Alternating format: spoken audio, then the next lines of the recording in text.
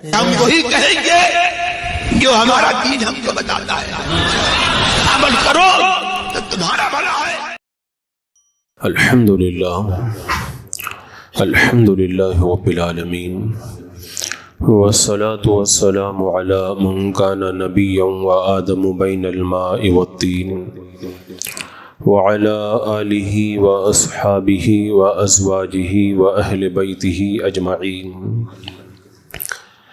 اما بعد فاعوذ باللہ من الشیطان الرجیم، بسم اللہ الرحمن الرحیم، فلا تقعد بعد الذکر مع القوم الظالمین، صدق اللہ مولانا العظیم وصدق رسولہ النبی الامین المتین الکریم، ونحن على ذلك لمن الشاہدین والشاکرین والحمد للہ رب العالمین۔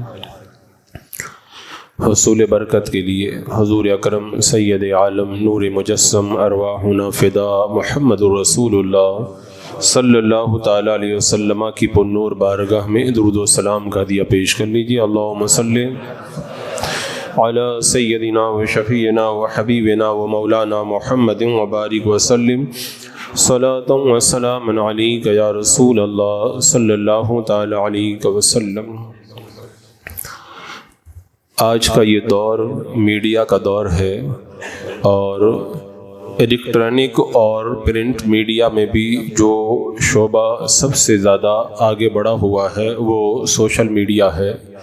آپ حضرات دیکھ رہے ہیں کہ ہر کوئی سوشل میڈیا پر مصروف نظر آتا ہے، اور اس کے بھی پھر کئی میدان ہیں، واٹس ایپ، فیس بک، انسٹاگرام، یوٹیوب، اور اس کے علاوہ ٹویٹر اور دیگر جو ذرائع ہیں، اور آج کل جو اے آئی کا شعبہ جو مزید ہماری نگاہوں کے سامنے آیا، ان تمام چیزوں کے اندر ہر کوئی لگا ہوا نظر آتا ہے۔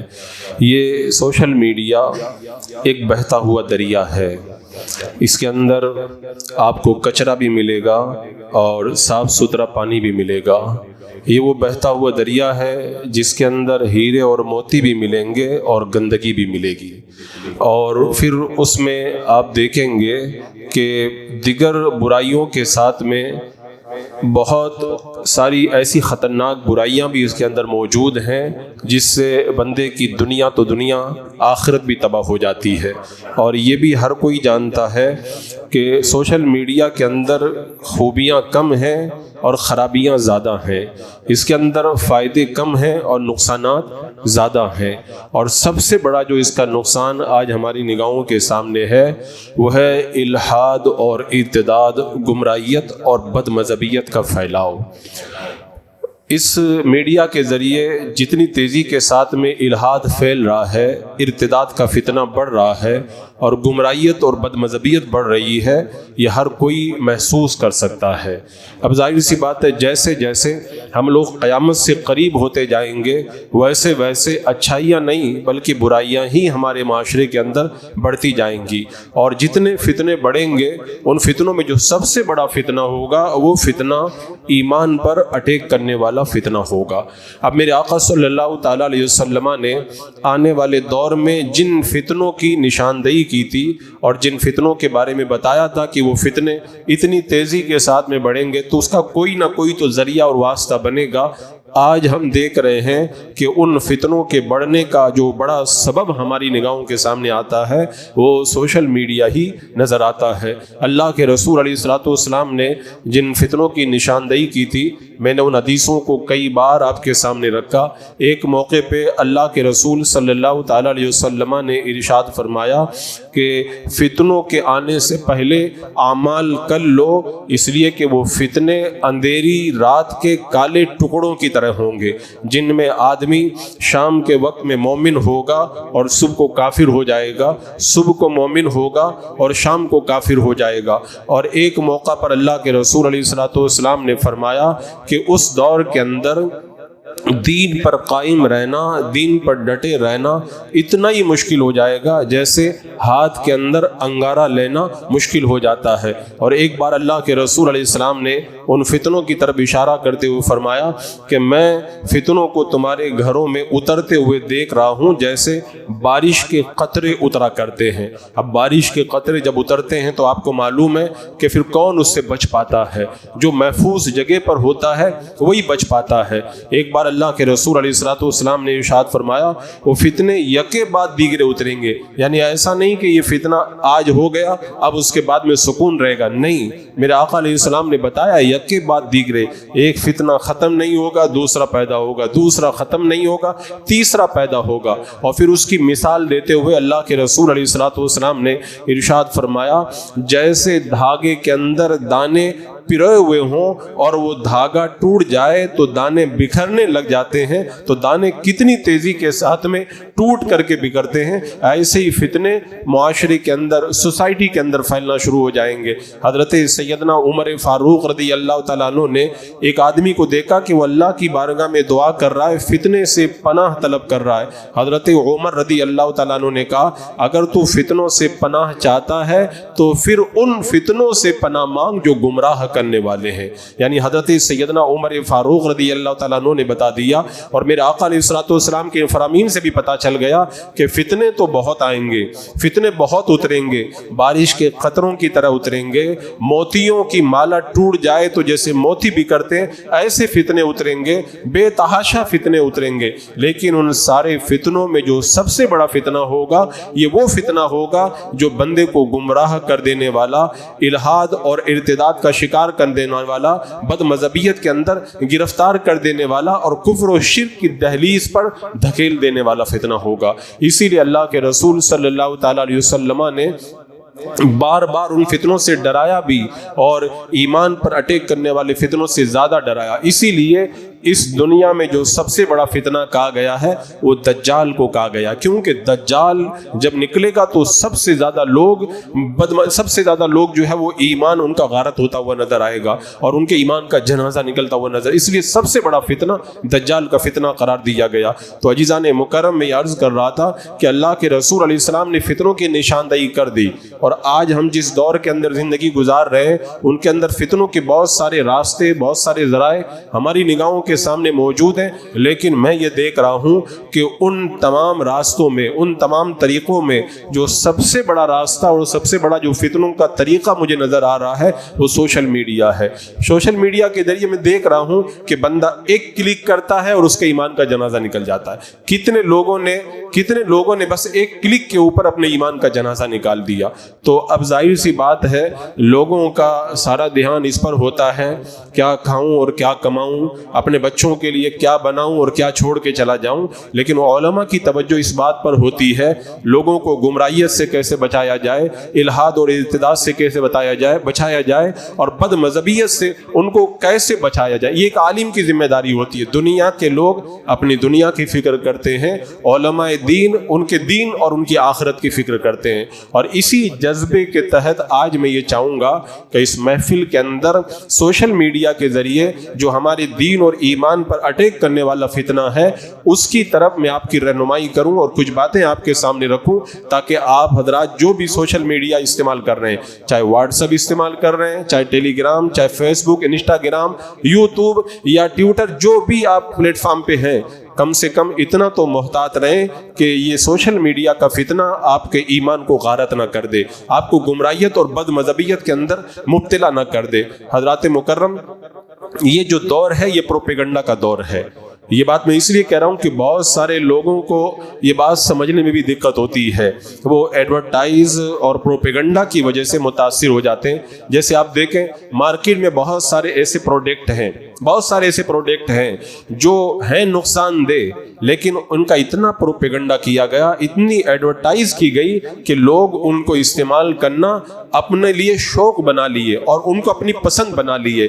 صابن، کریم، تیل اور کھانے والے فوڈز وغیرہ، کتنے ایسے پروڈکٹ آپ کو ملیں گے لیبارٹری کے اندر جن کو ناکام قرار دیا گیا اور باضابطہ طور پر ان کے نقصان کو ثابت کر دیا گیا، لیکن ان کی ایڈورٹائز اتنی زیادہ کی گئی کہ لاکھ بتانے کے باوجود بھی وہ پروڈکٹ ہمیں اچھے لگتے ہیں. کیوں؟ پروپیگنڈا کی وجہ سے.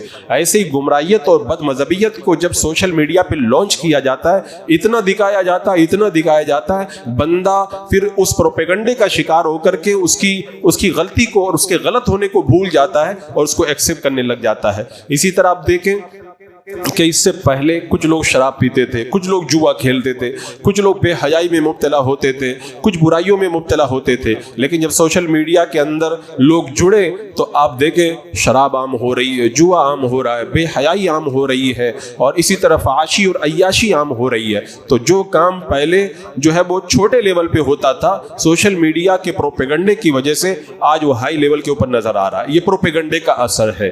آپ یہ بار بار دیکھتے رہتے ہیں کتنی خبریں, کتنی باتیں سراسر غلط ہوتی ہیں, لیکن اتنا دکھایا جاتا ہے کہ آپ اس کو سچ ماننے لگ جاتے ہیں. اور کتنی باتیں سچ ہوتی ہیں لیکن ان کو بار بار اتنی بار جھوٹ کہا جاتا ہے کہ اس سچ کو آپ جھوٹ ماننے پہ مجبور ہو جاتے ہیں. تو یہ جو دور ہے, جس دور کے اندر ہم لوگ زندگی گزار رہے ہیں, یہ پروپیگنڈا کا دور ہے.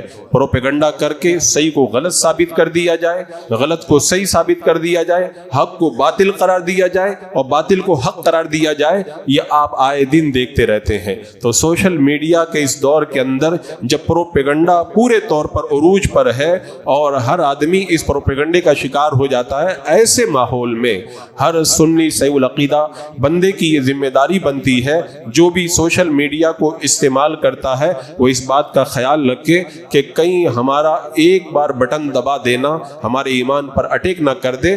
یہ بات میں اس لیے کہہ رہا ہوں, کئی خبریں میرے پاس میں ایسی موجود ہیں, بس ایک کلک پر ایمان کا جنازہ نکلا ہے. ایک بندہ ہے سنی صحیح العقیدہ بندہ ہے, اس نے سوشل میڈیا کے اندر جب غیروں کو سننا شروع کیا تو بار بار اس بات کو سنتا رہا کہ حضرت امیر معاویہ رضی اللہ تعالیٰ عنہ حضرت علی کو گالی دلوایا کرتے تھے, حضرت امیر معاویہ رضی اللہ تعالیٰ عنہ حضرت علی کے بارے میں یہ کرتے تھے, یہ غلط کرتے تھے. بہت ساری باتیں اس نے سنی, یہاں تک کہ وہ اس پروپیگنڈے کا شکار ہوا اور حضرت امیر معاویہ کی شان میں بدتمیزی کرنے لگا اور بد مذہب اور گمراہ بن گیا.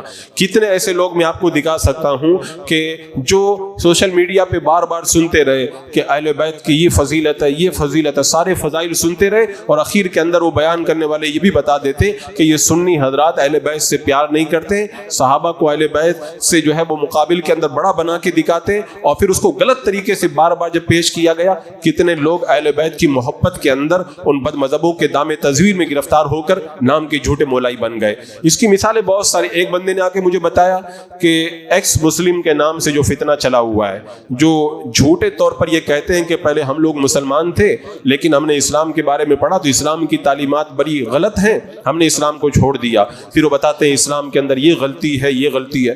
ایک مسلمان اسٹوڈنٹ بار بار جب سننے لگا, آخر کے اندر یہ ہوا کہ وہ بھی اسلام سے ہاتھ دھو بیٹا اور ایکس مسلم کا وہ بھی جو ہے وہ شکار ہو کر کے رہ گیا. اس کی مثالیں آپ کو 2 4 نہیں ہزاروں کی تعداد کے اندر ایسی مثالیں ملیں گی. تو اس سوشل میڈیا کے دور میں جو پروپیگنڈا کر کے لوگوں کے دین و ایمان کو غارت کرنے کا پورا ایک سلسلہ چلا ہوا ہے, ایسے ماحول کے اندر کہیں ایسا نہ ہو کہ ہمارا نوجوان ایک کلک کے ذریعے اپنے ایمان کا جنازہ نکال دے. حضرات مکرم, آپ کو یہ تو معلوم ہے کہ جتنے پلیٹ فارم میڈیا کے چلتے ہیں اس میں اہل سنت کے آٹے میں نمک کے برابر بالکل معمولی چند ایک ہیں, ورنہ زیادہ تر گمراہوں کے پلیٹ فارم سوشل میڈیا کے اوپر چلتے ہیں, کیونکہ ان کو باضابطہ طور پر فیسلٹی دی جاتی ہے, ان کو سیٹلائٹ دیا گیا ہے, ان کو پورا سیٹ اپ دیا جاتا ہے. کیوں؟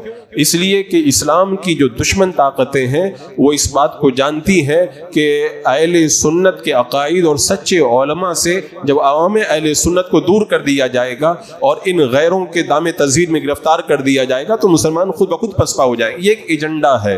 اس ایجنڈے کو میں نے کئی مرتبہ مثالوں سے بیان کیا.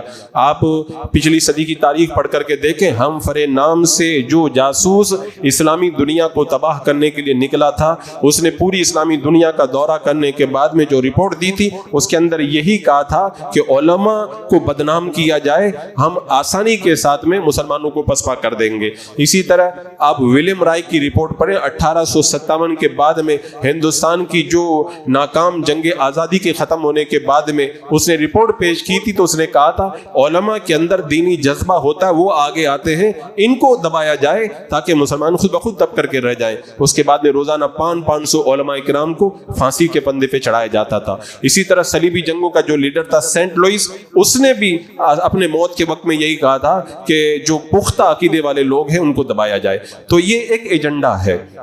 اس ایجنڈے کے ذریعے اہل سنت و جماعت کے مقابل جو لوگ ہیں ان کو باضابطہ طور پر پورا سوشل میڈیا کا سیٹ اپ دیا جاتا ہے، انہیں باضابطہ بڑی تنخواہیں دی جاتی ہیں، یہاں تک کہ قادیانیوں کو تو ایسا سیٹلائٹ دیا گیا ہے جو 24 گھنٹے کام کرتا ہے۔ یہ لاکھوں کروڑوں کا بجٹ ہے جو ان کو دیا جاتا ہے۔ مقصد کیا ہے؟ تاکہ وہ اس سوشل میڈیا سے جڑے ہوئے لوگوں کو اہل سنت و جماعت سے برگستہ کر کے کفر و شرک، الحاد و ارتداد کے دہانے پر لے جائیں اور ان کے ایمان کا جنازہ نکال کر کے رکھ دیں۔ حضرات مکرم، یہاں پر ایک بات یہ بھی کہی جاتی ہے کہ ہم لوگ تو جو ہے وہ دین کی باتیں سنتے ہیں، قرآن کا ترجمہ سنتے ہیں، قرآن کی تفسیر سنتے ہیں، حدیث پاک کی تشریح سنتے ہیں، بزرگوں کی باتیں بیان کرتے ہیں، ان کو سنتے ہیں۔ تو یہاں پر میں یہ عرض کروں گا کہ دین جو ہے وہ کس سے لیا جاتا ہے؟ حضرت محمد بن سیری رحمۃ اللہ تعالی علیہ بڑے پائے کے تابعی ہیں، وہ فرماتے ہیں یہ دین کا علم ہے، جس سے حاصل کرو اس کو دیکھ لو کہ وہ ہے کون۔ یعنی فرماتے ہیں کہ دین کا علم حاصل کرنے سے پہلے معلوم کر لو کہ تم جس سے دین حاصل کر رہے ہو وہ کہیں گمراہ تو نہیں ہے، کہ اس کے عقیدے کے اندر خرابی تو نہیں ہے۔ کیونکہ جب بندہ بدعقیدہ سے علم حاصل کرتا، چاہے قرآن کا علم حاصل کرے چاہے حدیث کا علم حاصل کرے، آخر کے اندر ہوتا یہ ہے کہ اس کا بھی ایمان غارت ہو کر کے رہ جاتا ہے۔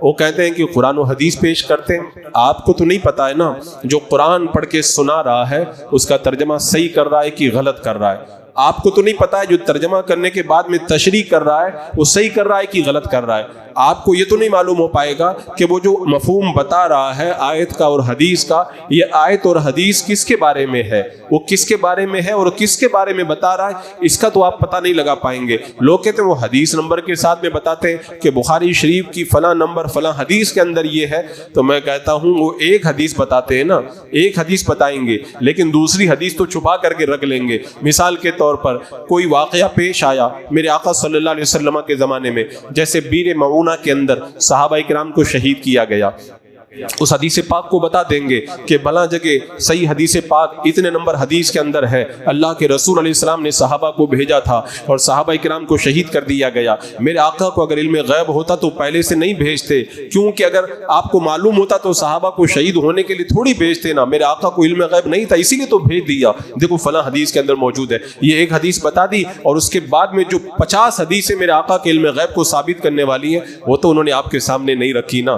تو اس طرح وہ حدیث نمبر تو بتائیں گے لیکن جو دوسری اہل سنت کی تائید میں حدیثیں ان کو تو آپ سے چھپا کے رکھیں گے۔ میرے آقا صلی اللہ علیہ وسلم نے ایک موقع پر ارشاد فرمایا تھا کہ میری طرف سے میرے نام سے تمہارے پاس میں حدیثیں آئیں گی، ان میں سے جو حدیثیں قرآن اور حدیث کے مطابق ہو ان کو تم قبول کر لینا، وہ میری طرف سے ہیں، اور جو حدیثیں میرے نام سے آئیں لیکن وہ قرآن و سنت کے خلاف ہو میری طرف سے نہیں ہے۔ تو میرے آقا نے تو خود ہی بتا دیا کہ ہر حدیث کے پیچھے مت جانا، اور میرا رب قرآن میں فرماتا ہے یضل بہ کثیرا ویہدی بہ کثیرا، قرآن پڑھ کے بہت سارے لوگ ہدایت پائیں گے اور قرآن پڑھ کے بہت سارے لوگ گمراہ ہوں گے۔ تو حدیث سے بھی لوگ گمراہ ہوتے ہیں، قرآن سے بھی گمراہ ہوتے ہیں، تو لہذا جب آپ کلک کریں تو یہ دیکھ لیں کہ آپ کس کو کلک کر رہے ہیں، گمراہیت کا بٹن دبا رہے ہیں یا ہدایت کا بٹن دبا رہے ہیں۔ یہ تو آج کل ہمارے لوگوں کا حال ہے۔ ہمارے اسلاف، ہمارے بزرگان دین، ان کو اپنے ایمان اور عقیدے کی کتنی فکر تھی۔ بندے کو جب اپنے ایمان کی فکر ہوتی ہے نا تو وہ پھر سنبھل کے قدم رکھتا ہے، اور لیکن آج کل تو ہمارے نوجوانوں کو پتہ ہی نہیں کہ ایمان کتنی بڑی دولت ہے، ایمان کی قدر۔ اور میں سچی بات کہتا ہوں، اگر ہمارے نوجوانوں سے پوچھ لیا جائے نا ایمان کیا ہے تو میں کہتا ہوں زیادہ تر لوگ یہ بھی نہیں بتا پائیں گے کہ ایمان کس کو کہتے ہیں۔ جس قوم کو یہ نہ پتا ہو کہ ایمان کس کو کہتے ہیں اور ایمان کی کیا قدر ہے، وہ اپنے ایمان کی حفاظت کرے گا کیسے؟ ہم جانتے ہیں ایمان کی قدر کیا ہے، اس لیے ہم بار بار آپ کے ایمان کی حفاظت کے لیے ان روایتوں کو آپ کے سامنے پیش کرتے ہیں۔ ایمان کی قدر کتنی زیادہ ہے، حضرت محمد بن سیرین رحمۃ اللہ تعالی علیہ، ان کو اپنے ایمان کی فکر تھی، اتنے پائے کے عالم، اتنے بڑے محدث، لیکن ایمان کی فکر کتنی زیادہ، اللہ اکبر۔ آپ کے پاس میں دو بد مذہب آئے اور آنے کے بعد میں کہا کہ حضور ہم آپ کو قرآن سنانا چاہتے ہیں، کہا بالکل نہیں سنانا، کہا حدیث سنانا چاہتے ہیں، کہا نہیں میں تم سے حدیث بھی نہیں سننا چاہتا۔ وہ پھر کچھ بولنے لگے، فرمایا تم اٹھ کر کے چلے جاؤ یا پھر میں اٹھ کر کے چلا جاتا ہوں۔ جب وہ دونوں اٹھ کر کے چلے گئے، لوگوں نے کہا حضور قرآن سنا رہے تھے، حدیث سنا رہے تھے، آپ نے کیوں نہیں سن لیا؟ محمد بن سیرین کا جواب سنو، اور سوشل میڈیا پر ہر ایرے غیرے کو سن کر کے اپنے ایمان کو غارت کرنے والے ذرا غور کرے۔ محمد بن سیرین نے کہا اگر وہ قرآن پڑھتے، حدیث پاک پڑھتے اور اس کا کچھ غلط مفہوم بتا دیتے اور وہ میرے دل میں بیٹھ جاتا تو کئی میرے ایمان کے اوپر اٹیک نہ ہو جاتا، کئی میرے ایمان کے اندر خلل نہ پیدا ہو جاتا۔ اتنے پائے کے محدث جن کی قرآن پہ پوری نظر، احادیث پہ نظر، وہ غیر کی ایک بات سننا نہیں چاہتے کہ کہیں میرے ایمان کے اوپر حملہ نہ ہو جائے۔ حضرت ابو ایوب سختیانی رحمۃ اللہ تعالی علیہ بڑے پائے کے محدث ہیں،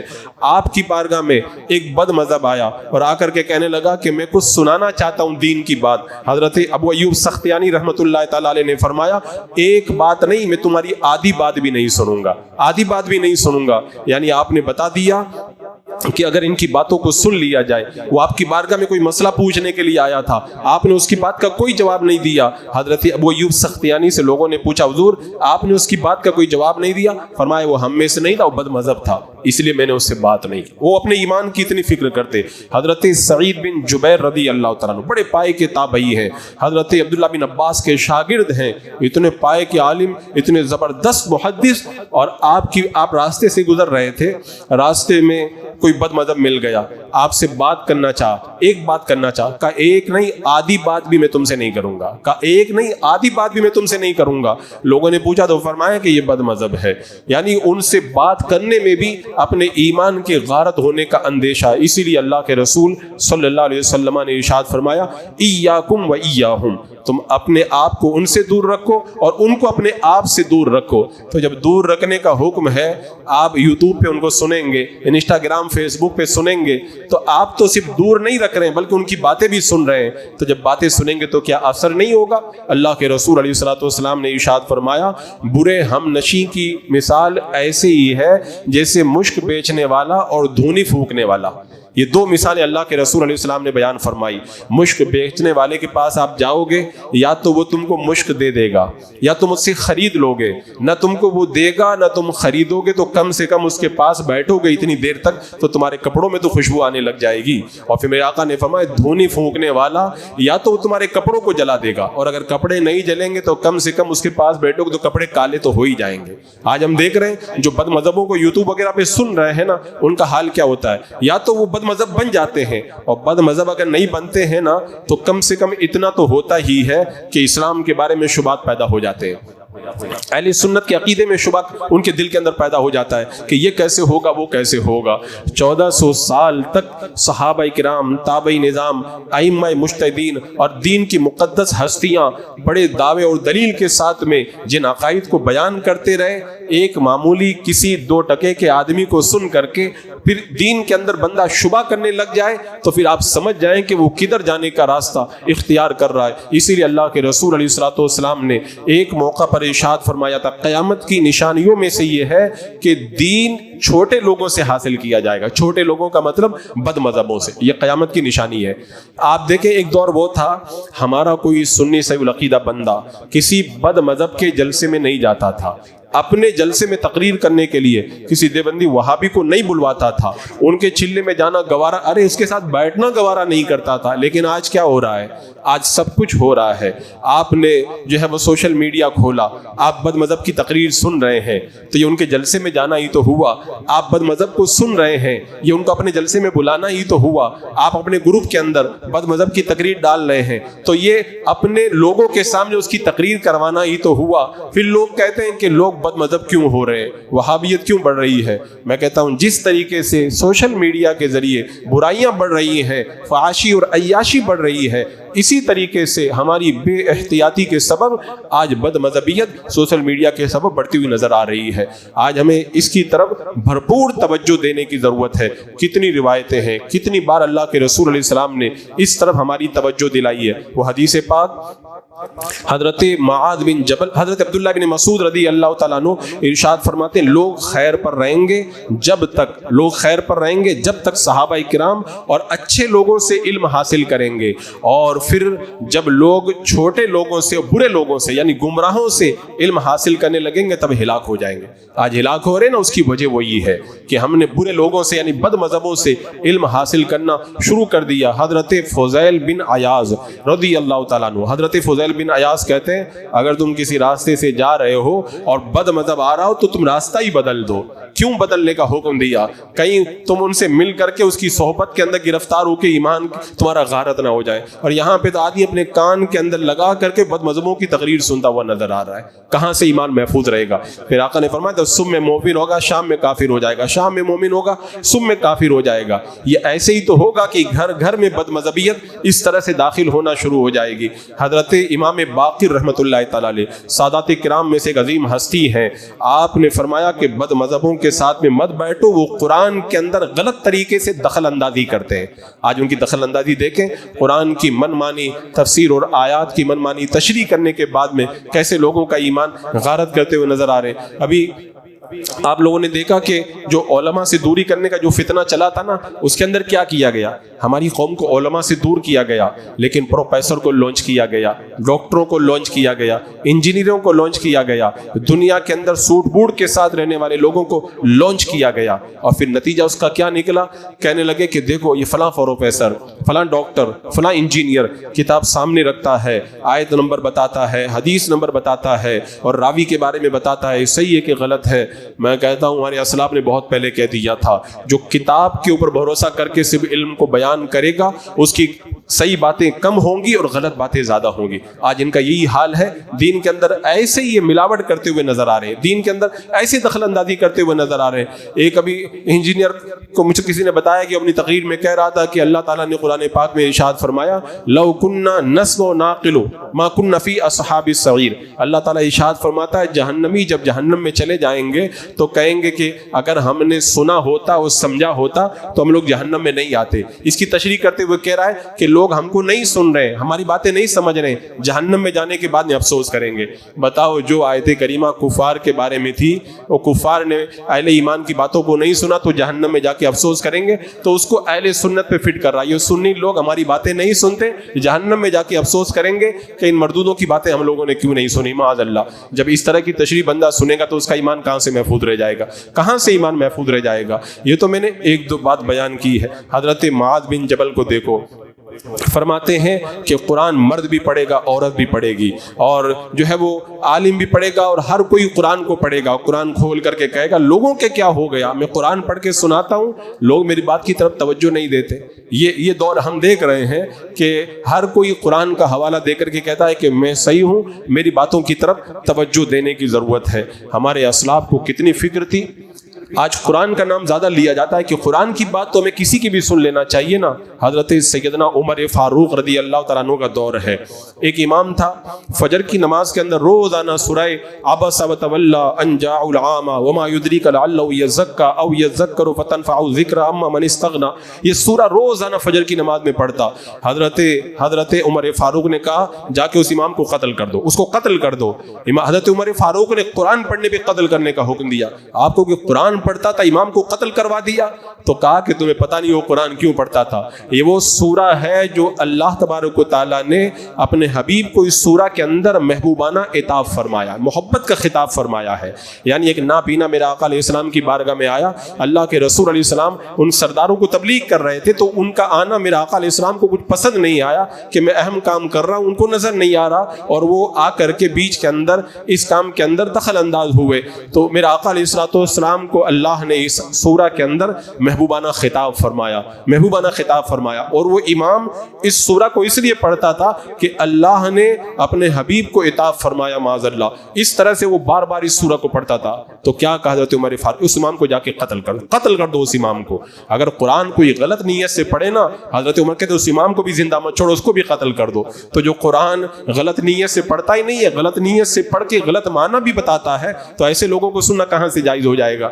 حضرت عمر فاروق رضی اللہ تعالیٰ عنہ کا دور ہے. حضرت معاذ بن جبل نے یہ کہلوایا کہ یہ سبیغ نام کا ایک بندہ ہے, قرآن کی آیتیں پڑھ کے آیت متشابہات کے ذریعے لوگوں کو گمراہ کرتا ہے. حضرت عمر نے بلا لیا, وہ آیا نہیں, اس سے پہلے حضرت عمر رضی اللہ تعالیٰ عنہ نے بہت ساری چھڑیاں منگوا کر کے رکھ لی. جب آیا تو اتنا مارا کہ خون بہنے لگا. اب وہ چلا گیا, اس کو جیل میں ڈال دیا. دوسرے دن پھر بلایا, پھر چھڑیاں ماری, پھر خون بہنے لگا. اس نے کہا عمر اب مجھے معاف کر دو, میرا دماغ میں جو فطور تھا سب ختم ہو گیا. حضرت عمر نے کہا کہ اعلان کر دو علاقے کے اندر کوئی اس کے ساتھ میں بیٹھے گا نہیں. یعنی جو قرآن پڑھے اور غلط معنی بیان کرے, حضرت عمر کہتے ہیں کوئی بیٹھے گا نہیں. لوگوں نے معلوم ہے کتنا عمل کیا, 50 نہیں 100 لوگ بیٹھے ہوتے تھے. جب سبیغ پہنچ جاتا تھا تو توبہ کر چکا ہے, لیکن حضرت عمر نے کہا کوئی اس کے ساتھ نہیں بیٹھے گا. جب سبیغ پہنچ جاتا تھا 100 کے 100 لوگ اٹھ کر کے چلے جاتے تھے, وہ اکیلا رہ جاتا تھا. جب پھر اس پر توبہ کے سچے آثار ظاہر ہو گئے, تب حضرت عمر نے کہا کہ اب اس کے ساتھ میں تم بیٹھ سکتے ہو. یعنی کوئی بد مذہب قرآن کے اندر غلط معنی بیان کرے اور توبہ بھی کر لے, حضرت عمر رضی اللہ تعالیٰ عنہ کہتے کوئی اس کے ساتھ میں بیٹھے گا نہیں. وہ لوگ نہیں بیٹھتے تھے, ان کا ایمان محفوظ تھا.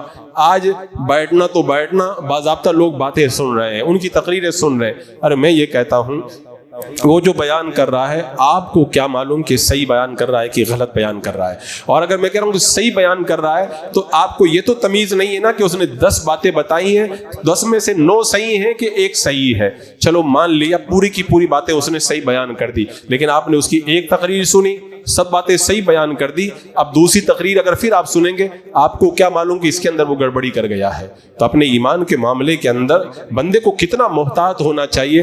آپ خود یہ بتائیں کہ اگر آپ کو بتا دیا جائے کہ یہ 10 پیالے رکھے ہوئے ہیں, ان 10 پیالوں میں سے ایک کے اندر زہر ملا ہوا ہے, لیکن پتہ نہیں کہ کس کے اندر زہر ہے, تو آپ ان 10 پیالوں کے قریب جانا بھی گوارا نہیں کریں گے. آپ سے کوئی کہے گا ارے ایک ہی میں تو زہر ہے, آپ کہیں گے پتہ نہیں کس کے اندر زہر ملا ہوا. اپنی جان کی اتنی فکر ہے اور ایمان کی فکر کا کوئی معاملہ نہیں. جو گمراہیت اور کفر و شرک کی باتیں کر چکے, اپنی کتابوں میں لکھ چکے, چھاپ چکے, اس کے باوجود بھی بندہ ان کی باتیں سنتا ہے. آپ کو کیا پتا کہ کون سی تقریر میں زہر ملا ہوا ہے. لہذا اپنے ایمان کی حفاظت کا سامان کرنا یہ بندے کی ذمہ داری بنتی ہے.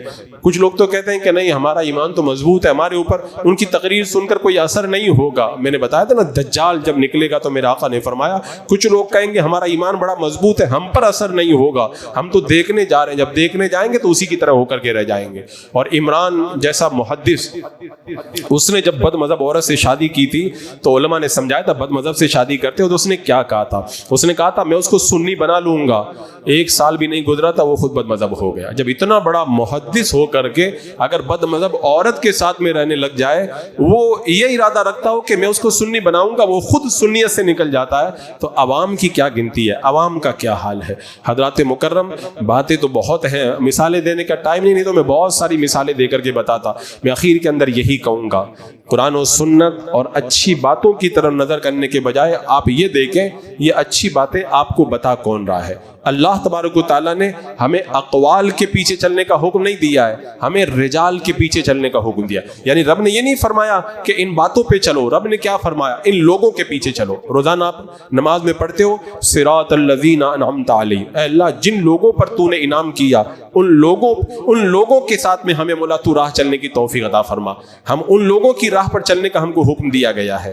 وہ لوگوں کی راہ کون ہے؟ اعلیٰ حضرت امام اہل سنت رضی اللہ تعالیٰ عنہ کے جب وصال کا وقت آیا تو آپ نے فرمایا کہ میرے آقا صلی اللہ علیہ وسلم اللہ کے نور ہیں, اللہ کے نور سے ہیں, اور صحابہ کرام اللہ کے رسول علیہ السلام سے روشن ہو گئے. تابعین یہ صحابہ کرام سے روشن ہوئے, تبع تابعین یہ تابعین سے روشن ہوئے, ائمہ مجتہدین یہ تبع تابعین سے روشن ہوئے, اور ائمہ مجتہدین سے ہم نے نور لیا ہے.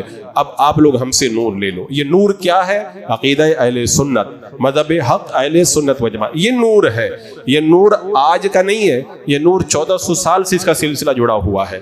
تو جو سلسلہ 1400 سال سے جڑا ہوا ہو وہ صحیح ہوگا، یا آج کل کوئی ٹائی اور پینٹ پہن کر کے آ جائے اور قرآن کھول کر حدیث نمبر کھول کر کے آپ کو دکھائے، اس کے پیچھے آپ چلنے لگ جائیں گے. میرے آقا علیہ السلام نے ارشاد فرمایا اتبعوا السواد العظم، بڑی جماعت کے پیچھے چلو. بڑی جماعت سے مراد ہے اہل سنت و جماعت. تو ہمیں تو بڑی جماعت کے پیچھے چلنے کا حکم دیا گیا. ہم کو یہ نہیں کہا گیا کہ قرآن و حدیث کے پیچھے چلو. قرآن و حدیث تو کوئی غیر بھی سنا دے گا، ہمیں غیر کے پیچھے نہیں چلنا ہے. میرا آقا علیہ السلام بڑی جماعت کے پیچھے چلو. یہ بڑی جماعت کون سی ہے؟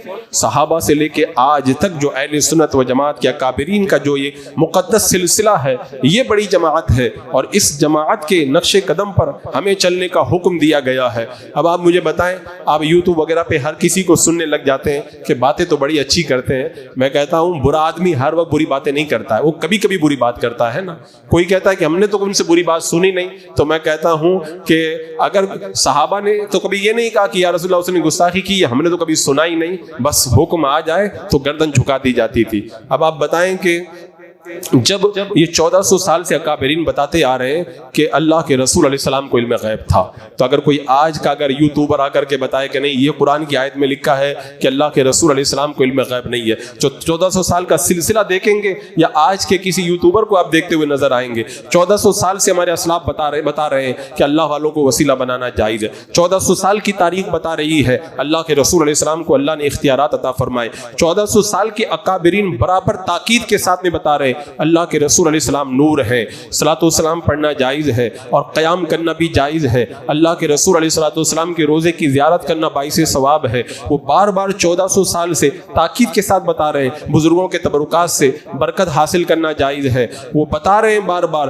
میرے آقا علیہ الصلوۃ والسلام آخری نبی ہیں اور آپ پر نبوت کا سلسلہ ختم ہو چکا ہے. 1400 سال سے ہمارے اکابرین نے دلائل کی روشنی کے اندر اس بات کو بار بار ہمیں بتایا ہے کہ اللہ کے رسول صلی اللہ تعالی علیہ وسلم مدد کرتے ہیں، ان کو پکارنا جائز ہے. یہ سارے عقائد اتنے زمانے سے بتائے جا رہے ہیں. اب آج کل اگر کوئی یوٹیوبر آ کر کے قرآن و حدیث کا جھوٹا نام لے کر کے اگر آپ کو بہکانا چاہیں گے تو آپ بہک جائیں گے. اسی لیے میں کہتا ہوں یہ سوشل میڈیا بہتا ہوا دریا ہے، اس میں کچرا بھی ہے اور اس کے اندر صاف ستھرا پانی بھی ہے، اس کے اندر موتی بھی ہے اور اس کے اندر گندگی بھی ہے.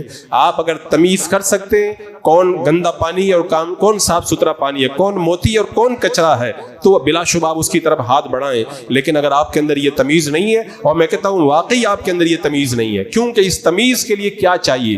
علم دین کا اجالا چاہیے. اور آج ہمارے معاشرے میں علم دین کتنا کم ہے. تو جب علم دین نہیں ہے، یہ اجالا آپ کے پاس میں نہیں ہے، تو یہ میں تاکیداً کہوں گا اپنا ایمان بچاؤ. اور ایمان بچانے کے لیے سوشل میڈیا پر ہر کسی غیر کو سننے سے پرہیز کرو. سنی صحیح العقیدہ جو اہل سنت کے متصلب علماء کرام ہیں، انہی کی تقریر سنو، انہی کی باتیں سنو، انہی کا درس سنو اور انہی کی تفسیر سنو. کسی بد مذہب کو چاہے اس کے لاکھوں ویوز کیوں نہ ہو، چاہے کروڑوں اس کے فالوورز کیوں نہ ہو، ہم فالوورز وغیرہ نہیں دیکھتے. میں نے اس سے پہلے بھی ایک بار یہ کہا تھا کہ اگر شیطان ابلیس اگر یوٹیوب پہ اپنا چینل بنا لے تو میں کہتا ہوں پوری دنیا میں سب سے زیادہ فالوورز ابلیس کے بنیں گے.